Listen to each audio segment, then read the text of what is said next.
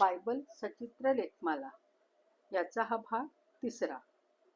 मागच्या भागात आपण बघितलं आणि ऐकलं की मेरी जी अहरोनाच्या कुळातली आहे, धार्मिक तरुणी होती, आणि योसेफ हा जो दाविदाच्या कुळातला आहे तोही धार्मिक तरुण होता. तर या योसेफाची ती वाग्दत्त वधू होती, म्हणजे त्या दोघांचे लग्न ठरलेले होते. आता या वेळेला काय झालं की एकदा मरिया प्रार्थना करून शांत बसली होती. अचानक तिच्यासमोर एक देवदूत प्रकट झाला. त्याचे नाव गॅब्रिएल. आता मरियेने देवदूताचे वर्णन धार्मिक पुस्तकात वाचले होते, विद्वानांकडून ऐकले होते, पण प्रत्यक्ष कधीही बघितला नव्हता. त्यामुळे ती थोडी अस्वस्थ झाली, थोडी गोंधळली. तो तिला म्हणाला, मरिये, भिवू नकोस, कारण देवाची तुझ्यावर कृपा झाली आहे. पहा, तू गरोदर राहशील व तुला पुत्र होईल. त्याचे नाव तू येशू ठेव.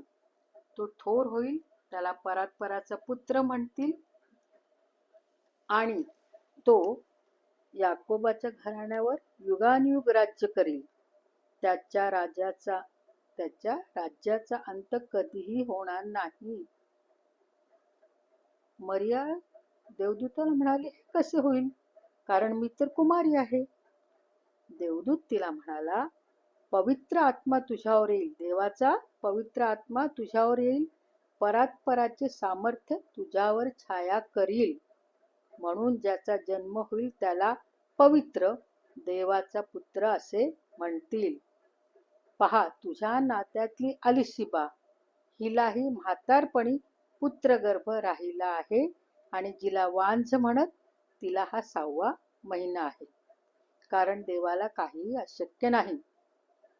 तेव्हा मरिया म्हणाली, पहा, मी प्रभूची दासी, आपण सांगितल्याप्रमाणे मला हो. आता ही अलिशिबा कोण होती, तर मेरीची किंवा मरियेची नातलग होती. खूप म्हातारी होती, वांझ होती, तिला मूलबाळ काही नव्हते. पण ती आणि तिचा पती, त्याचे नाव जखर्या, हे नेहमी प्रार्थना करायचे देवाला, आणि देवाने त्यांची प्रार्थना ऐकली. आता ह्या अलिशिबेची गोष्ट आपण पुढे पाहणार आहोत. आता आपण मेरी आणि योसेफ यांची कथा बघत आहोत, ऐकत आहोत. तर आता ज्या वेळेला देवदूत अंतर्धान पावला, त्यानंतर काही दिवस गेले आणि योसेफाने बघितलं की मरिया ही गर्भवती आहे. त्याला माहित होतं ती धार्मिक, साधी, सरळ तरुणी आहे, पण तो थोडा मनात घाबरला. त्याच वेळेला हाच देवदूत गॅब्रिएल त्याच्यासमोर प्रकट झाला, आणि जी सुवार्ता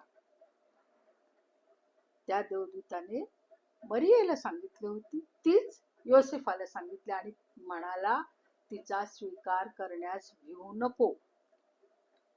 तिला जो पुत्र होणार आहे त्याचे नाव येशू ठेव, आणि पहा, जो गर्भ तिच्या पोटी आहे तो देवाच्या पवित्र आत्म्यापासून आहे. आणि मग योसेफाने तिचा स्वीकार केला. जोपर्यंत येशू ख्रिस्ताचा जन्म झाला नव्हता तोपर्यंत त्याने तिला स्पर्शही केला नाही. येशू ख्रिस्ताच्या जन्मानंतर त्यांचा खऱ्या अर्थाने जगिक लोकांप्रमाणे संसार सुरू झाला.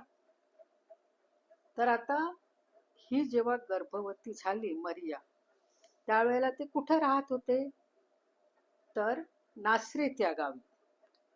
नासरेत या गावी राहताना ती गर्भवती झाली, पण येशू ख्रिस्ताचा जन्म हा बेथलेहेमात झाला. तर तो का तिथे झाला, त्याची भविष्यवाणी जुन्या करारात आहे.